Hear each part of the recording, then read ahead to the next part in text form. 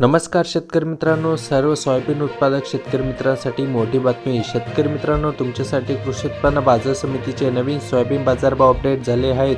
कोणत्या बाजार समितीमध्ये सोयाबीनला किती दर भेटला, आवक किती झाली याची संपूर्ण सविस्तरपणे माहिती आपण व्हिडिओच्या माध्यमातून जाणून घेऊया। चला तर टाइमपास न करता आपण आजचा व्हिडिओ सुरू करूया। पहिली बाजार समिती जळगाव, आवक झाली 258 क्विंटलची, किमान दर भेटला 2800 रुपये, कमाल दर भेटला 4350 रुपये, तर सर्वसाधारण दर भेटला 4250 रुपये। पुढची बाजार समिती छत्रपती संभाजीनगरमध्ये, आवक झाली 23 क्विंटलची, किमान दर भेटला 3900 रुपये, कमाल दर भेटला 4135 रुपये, तर सर्वसाधारण दर भेटला 4018 रुपये। पुढची बाजार समिती राहता, 12 क्विंटलची आवक असून किमान दर भेटला 3991 रुपये, कमाल दर भेटला 4110 रुपये, तर सर्वसाधारण दर भेटला 4050 रुपये।